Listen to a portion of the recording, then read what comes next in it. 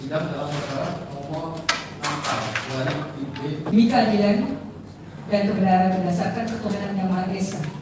Surat dakwaan nomor register perkara BDK korban Amelia Mestikaratu dengan posisi kepala bagian leher dibopong atau diangkat dengan tangan kiri, sedangkan tangan kanan mengangkat atau membopong bagian kedua kaki berjalan menuju dapur atau kamar mandi.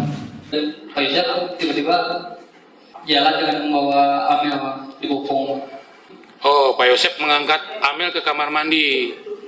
Keterangan ahli tersebut apabila dikaitkan dengan keterangan saksi Muhammad Ramdhanu alias Danu bin Surono yang pada saat diperiksa di persidangan saksi disumpah secara agama Islam menerangkan hal-hal sebagai berikut.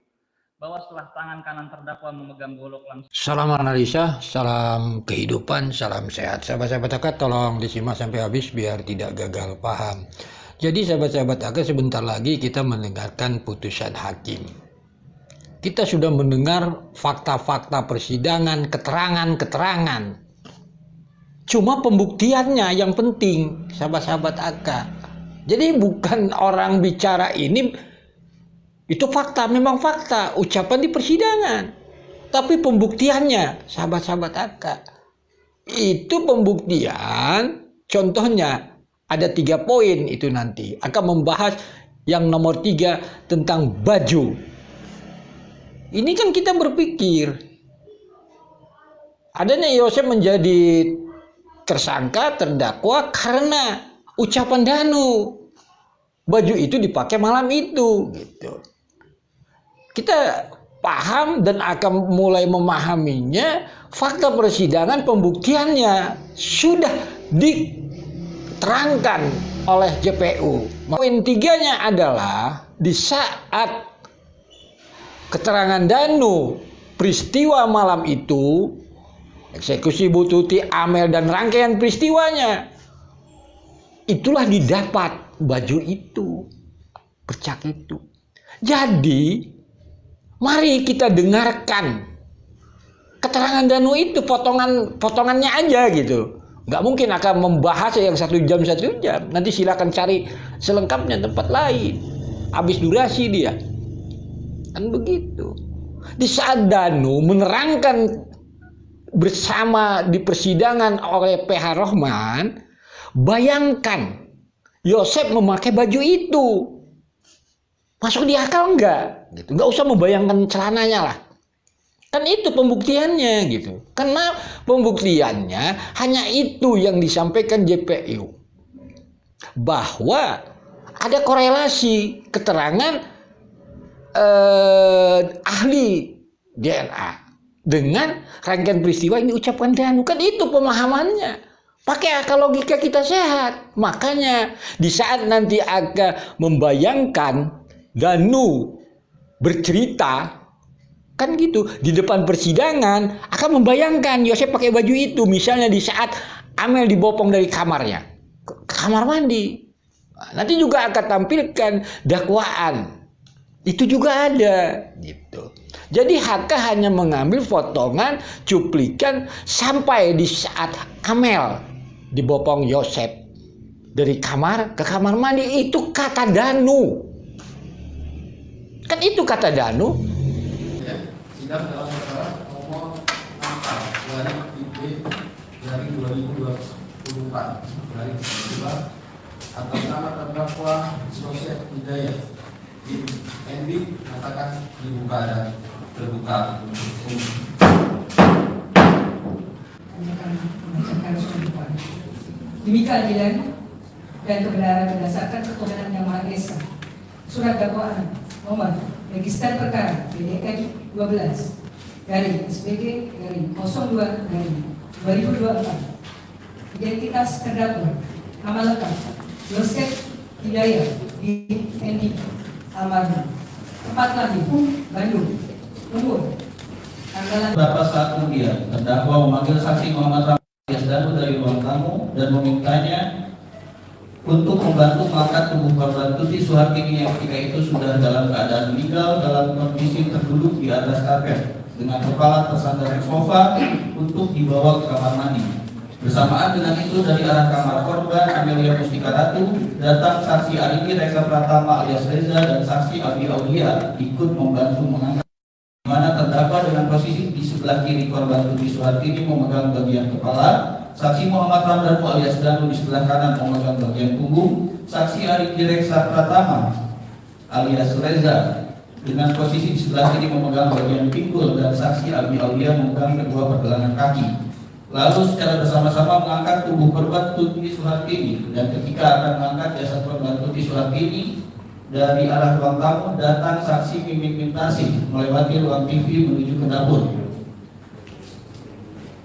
di mana sebelumnya sudah janjian dengan terdakwa untuk datang ke rumah tersebut. Dan setelah saksi Mimin Mintasi melewati ruang tamu, tubuh korban Tuti Suhartini diangkat kembali dengan posisi ke depan menuju ke dapur atau arah kamar mandi.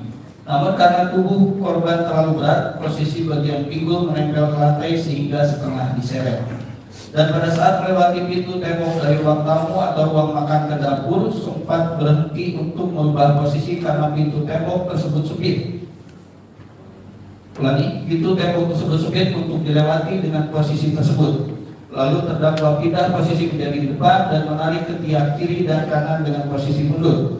Lalu setelah melewati pintu tembok dan tubuh korban Tuti Suhartini sudah berada di dapur, lalu diangkat dengan posisi yang sama seperti semula dengan bagian pinggul menempel ke lantai, setengah diseret dan diletakkan di depan pintu kamar mandi. Dan ketika itu di dalam kamar mandi sudah ada saksi Mimin Mintasi dengan posisi berdiri. Setelah meletakkan jasad korban Tuti Suhartini, saksi Arigi Reza Pratama alias Reza serta saksi Abi Aulia pergi menuju ruang tamu. Sedangkan saksi Muhammad Ramdhanu alias Danu dan terdakwa masih berdiri di samping mesin cuci di dekat kamar mandi, dan saksi Mimin Mintasi sudah berada di dekat pintu kamar mandi.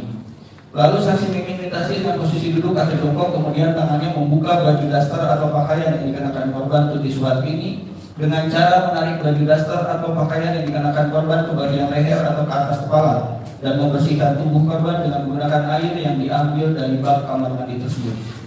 Bahwa selanjutnya terdakwa menuju ke arah kamar korban Amelia Mustika Ratu, lalu terdakwa berjalan dari arah kamar korban Amelia Mustika Ratu sambil mengangkat jasad korban Amelia Mustika Ratu dengan posisi kepala bagian leher dibopong atau diangkat dengan tangan kiri, sedangkan tangan kanan mengangkat atau membopong bagian kedua kaki berjalan menuju dapur atau kamar mandi.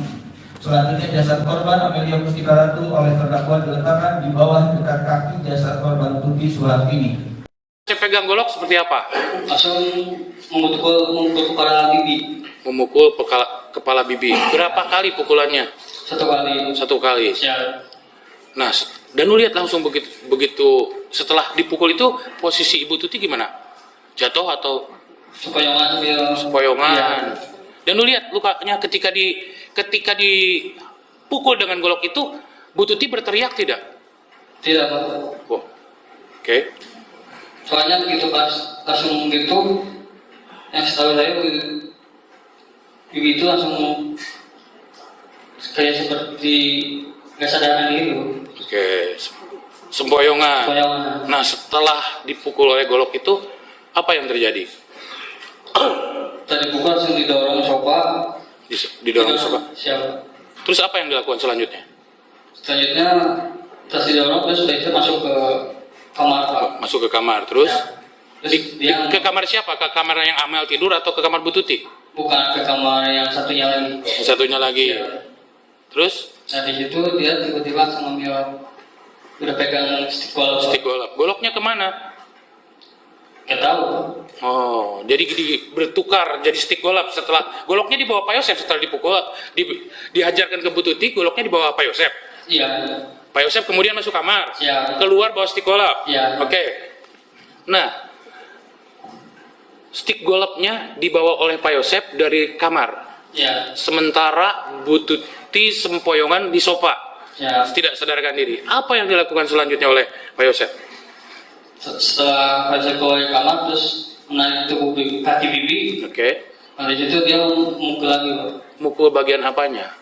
Kurang lebih kepala. Sudah dalam keadaan pingsan dipukul lagi. Ya. Berapa kali Pak Yosef pukul? Satu kali lagi. Satu kali. Di bagian mananya dipukulnya? Di kepala.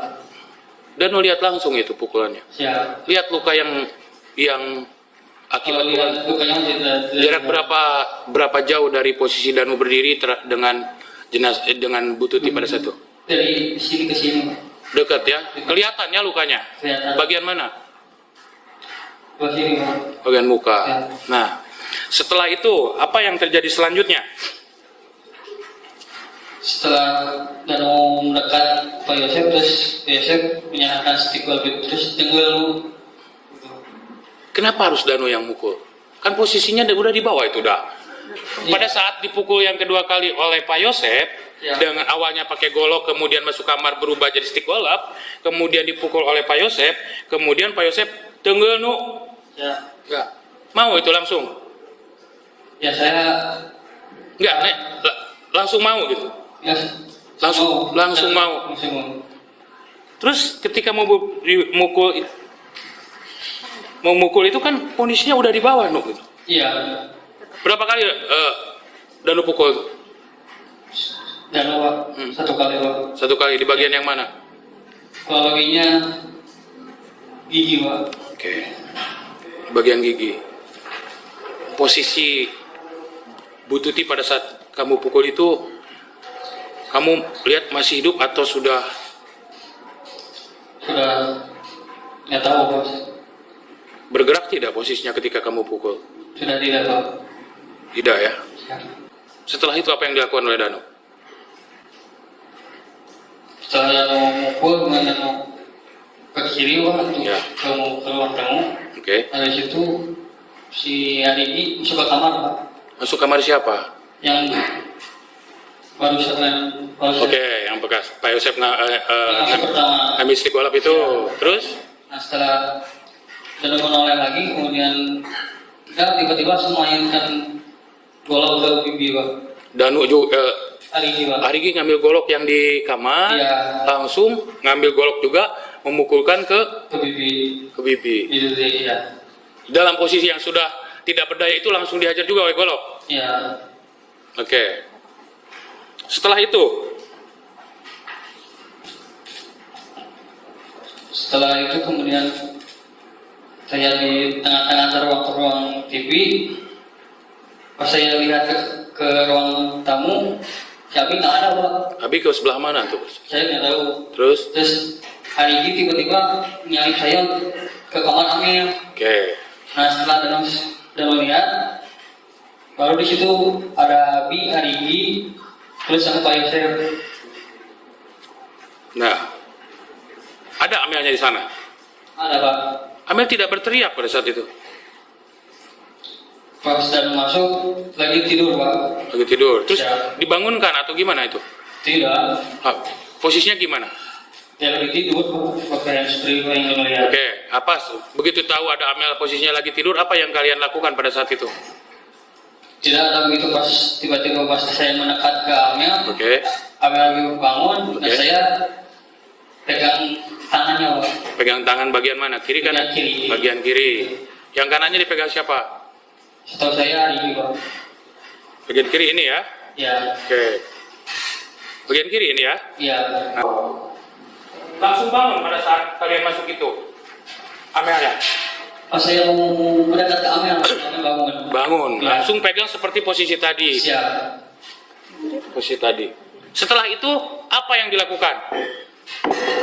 Setelah Amel menoleh, terus saya tiba-tiba spontan menyok gitu, Nonjok pakai pakai tangan yang yang kanan, kena apa tuh?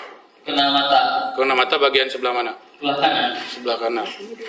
Setelah jadi pertama kali yang mukul Amel itu saksi Danu. Siap, betul. Kenapa tiba-tiba mukul? Emang ada yang memerintahkan untuk mukul Amel pada saat itu? Tidak ada, karena saya refleks karena takut melihat. Pak Yosef pada saat itu ada di mana ketika kan belum ada perintah juga? Siap. Kenapa tiba-tiba Danu mukul gitu kan? Ya karena kan saya takut, Pak, takut Amel teriak, terus Amel Setelah lari. ketika dipukul teriak kak? Enggak begitu, pas itu agak sepoyongan baru bilang ampun, Pak. Itu yang dia. Nah, setelah pada saat Amel bilang ampun itu posisi Pak Yosef di mana? Pas si Pak Joseph mau keluar Pak. Kenapa keluar? Nggak tahu. Kenapa kamu tiba-tiba mukul tanpa perintah? Ya karena kan saya refleks gitu kan takut apa. Nah, oke, setelah inisiatif memukul ya, inisiatif memukul, Ya, apa yang terjadi selanjutnya? setelah mukul kemudian dan menoleh kepalanya Pak tidak ada, kemudian pas dan menoleh lagi ke kiri, terus Pak Yosef langsung hajar pakai stick golf Pak, yang mulia. Masuk ke dalam kamar. Ya, Pak Yosef bawa stick golf yang sama yang dipakai memukul Ibu Tuti atau bawa yang baru? yang sama. Yang sama. Ya, Terus dipukul berapa kali Amel oleh Pak Yosef? 1 kali. 1 kali. Setelah dipukul oleh Pak Yosef, posisi Amel pingsan atau masih bisa berteriak? Sudah tidak, saya tidak tahu. Kamu langsung kemana? Saya masih ada di situ. Terus apa yang terjadi setelah dipukul Pak Yosef? Setelah Pak Yosef mukul, terus kemudian si Abi ke sudut kasur Pak, itu membandingkan kepala. Membandingkan kepala Amel. Berapa kali dibenturkan ke tembok? 1 kali Pak. Apa yang terjadi dengan Pak Yosef, Bu Tuti, Amel, Arigi, dan Abi selanjutnya? Setelah Danu Duduk di sofa. duduk di sofa, Apa yang Danu lihat setelah itu? ada yang memanggil yang mulia Pak Yosef. Danu, tolong. Apalagi tolongnya? Tanpa disuruh apa-apa, tolong apa? Ya lalu ketika Pak Yosef ke arah jenazah Pak. Oke. Ke Apa permintaan tolong Pak Yosefnya? Apa jelasnya? Setelah pas mau ngangkat, dia bilang ayo angkat ke kamar mandi Pak. Langsung diangkat ke kamar mandi. Terus? Nah, setelah mau angkat ke kamar mandi, kemudian pas mau diangkat baru datang Bu Mimin yang mulia Bu Mimin datangnya dari sebelah mana, Nu? dari ruang tamu yang mulia. Dari ruang tamu. Iya. Pakai baju apa pada malam hari itu Bu Mimin? Kalau baju saya tidak kelihatan Pak, ya, hanya salnya doang yang mulia. Mukanya kelihatan Bu Mimin. Kelihatan. Kenal kamu sama Bu Mimin? Pernah. Pernah bertemu? Pernah. Apa yang dilakukan oleh Bu Mimin ketika masuk? Pas Bu Mimin masuk, tiba-tiba langsung ke arah kamar mandi. Ke arah kamar mandi. Ya. Apa yang dilakukan? Dia di kamar mandi. Diam di kamar mandi.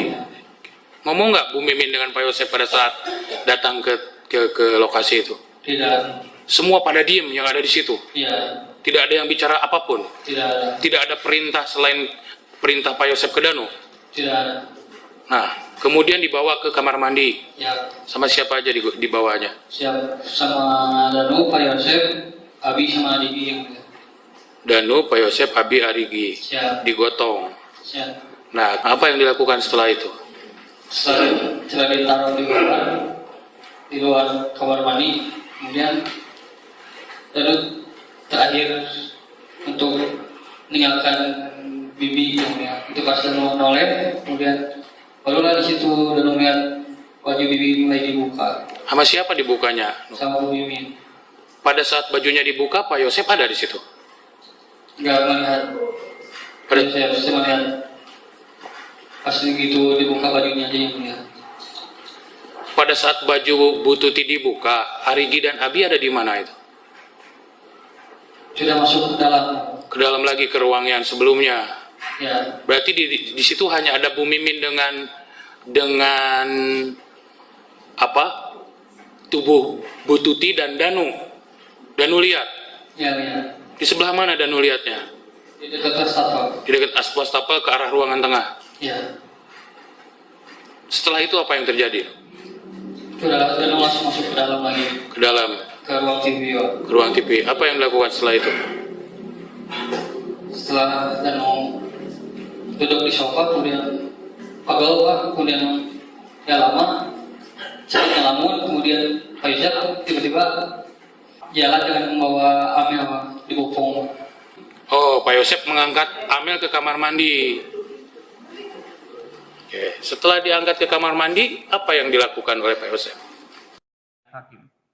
3. Bahwa selain fakta yang telah kami sampaikan tersebut di atas, perlu kami sampaikan juga terkait keterangan ahli Setia Betaria Aritonang MSI, ahli biosfer atau puslapor, yang pada saat di persidangan menerangkan terdapat bercak darah pada kaos berkerah lengan pendek warna merah putih merek Skechers milik saudara Yosef Hidayah dengan DNA Tuti Suhartini dan Amalia Mustika Ratu, yang mana bercak darah pada kaos berkerah dengan lengan pendek warna merah putih merek Skechers milik saudara Yosef Hidayah tersebut bukan dari hasil gesekan, melainkan karena adanya cipratan darah.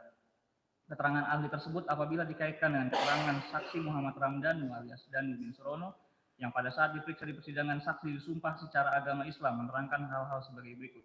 Bahwa setelah tangan kanan terdakwa memegang golok langsung mengayunkan golok tersebut dengan sekuat tenaga ke bagian kepala korban Tuti Suhartini yang mengenai bagian kening sebanyak 1 kali, dan mengakibatkan korban Tuti Suhartini mengerang kesakitan, dan dalam keadaan korban Tuti Suhartini masih dalam keadaan berdiri, kemudian didorong bahunya oleh terdakwa hingga jatuh tertunduk ke sofa dengan posisi kepala menyandar ke sandaran sofa dan posisi kepala miring ke kanan. Kemudian terdakwa masuk ke dalam kamar yang pada waktu itu tangan kanannya masih memegang golok, kemudian keluar dari kamar, namun tangan kanan terdakwa sudah tidak memegang golok, melainkan sudah memegang 1 buah stick golf.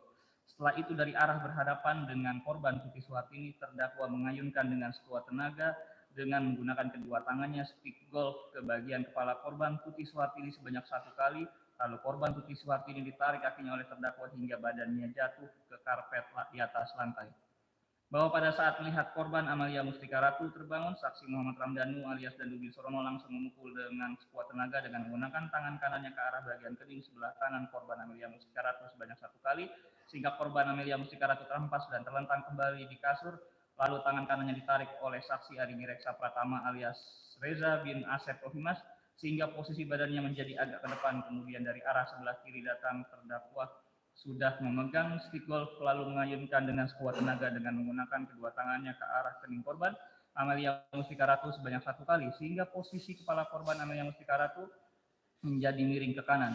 Setelah itu terdakwa keluar dari membawa stick golf tersebut, dan kemudian saksi itu dapat lihat adanya persesuaian baik antara keterangan Muhammad Ramdhanu alias Danu bin Surono yang didengar keterangannya sebagai saksi di persidangan dan yang keterangannya didengar sebagai saksi di persidangan terdakwa atas nama Yosef Hidayah dengan disumpah secara agama Islam pasal 160 ayat 3 KUHP, berkesesuaian dengan keterangan saksi Setia Betaria Aritonang MSI ahli puslapor yang juga disumpah pada saat memberikan keterangannya sebagai ahli di persidangan pasal 179 ayat 2 KUHP, serta hasil pemeriksaan DNA terhadap hal tersebut sejalan dengan ketentuan pasal 185 ayat 3 KUHP, yaitu ketentuan sebagaimana dalam ayat 2 tidak berlaku apabila, yaitu keterangan seorang saksi, disertai dengan suatu alat bukti yang sah lainnya, sehingga keterangan saksi Muhammad Ramdhanu alias Danu sudah sepatutnya dapat dinilai kebenarannya sebagaimana dalam pasal 185 ayat 6 KUHP, dan kekuatan alat bukti yang saling berkesesuaian tersebut kiranya majelis hakim dapat melihatnya sebagai